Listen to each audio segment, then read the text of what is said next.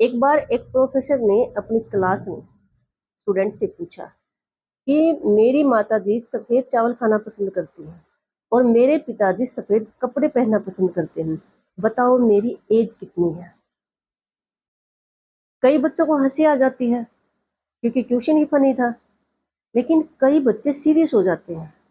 वो सोचते हैं कि सर ने क्वेश्चन पूछा है तो कुछ तो लॉजिक होगा और अपना दिमाग दौड़ाते हैं आंसर की सर्च में।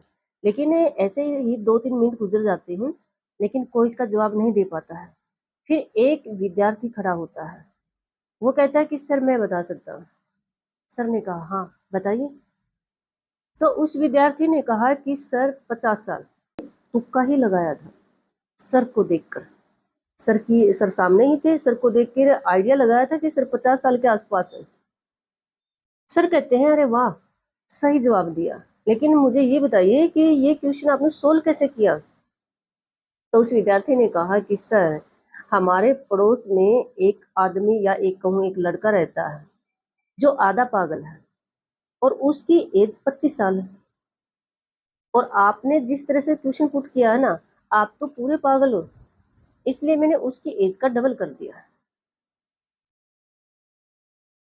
कई बार हमारी लाइफ में ऐसे ही इंसान टकराते हैं जो ऐसे ही सिचुएशन क्रिएट करते हैं। और हो सकता है उनके पास पैसा हो सकता है उनके पास पोस्ट हो, और जो आम आदमी होता है ना, वो सोचता है कि भाई नहीं, कुछ तो लॉजिक होगा। इस इंसान के पास सब कुछ है, जब इसने ऐसे ऐसा कुछ किया है या ऐसा कुछ बोला है तो इसके पीछे कुछ लॉजिक होगा। ऐसा कुछ नहीं होता। ये कई इंसान का नेचर होता है। जैसे ये सर पूछ रहे थे, और आजकल तो है ना बहुत सारे क्वेश्चन ऐसे उटपटांग क्वेश्चन आते रहते हैं। चलो एजुकेशन के मामले में जैसे रीजनिंग ले ली जाती है, रीजनिंग में ऐसे ऐसे क्वेश्चन वो डाले जाते हैं। अगर हम बात एजुकेशन की करें, उस मामले में हम इसके पे थोड़ा सा स्टडी बेस कर सकते हैं, हम इस पे टाइम दे सकते हैं, हम इस पे मतलब सीख सकते हैं, लर्न कर सकते हैं। लेकिन अगर बात लाइफ की करी, और मैं तो बात लाइफ की ही कर रही हूँ ये एग्जाम्पल देकर।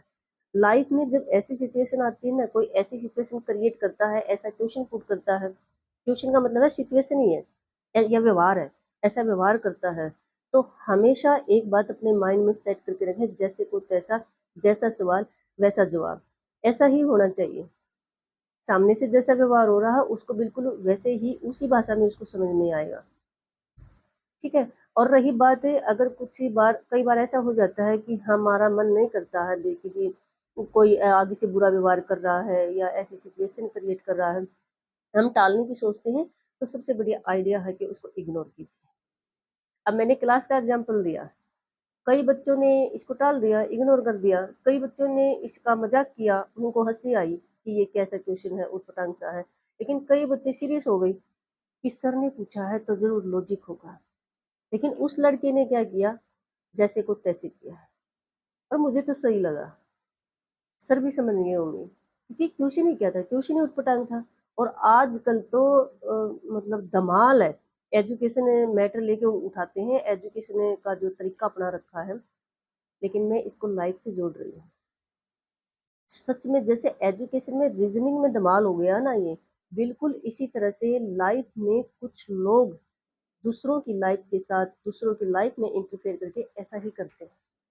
और मैंने पहले ही बताया, हो सकता है उनके पास पोस्ट हो सकता है उनके पास मनी हो, और कुछ आम इंसान कंफ्यूज हो जाते हैं कि कुछ तो लॉजिक होगा। कोई लॉजिक नहीं होता है। अपनी बुद्धि को ओपन रखें। ऐसी सिचुएशन जानबूझ के क्रिएट की जाती है। अपने आप को थोड़ा सा दिमाग होता नहीं है, लेकिन दिमाग वाला साबित करने के लिए क्रिएट की जाती है।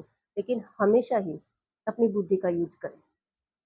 कहते हैं कि किस्मत और बुद्धि, खासकर हम इंसानों में, हमारे समाज में किस्मत और बुद्धि का जो कंपटीशन चल रहा है ना, एक लड़ाई सी हो रही है। कैसे, जैसे मैं आपको एक एग्जांपल देती हूँ।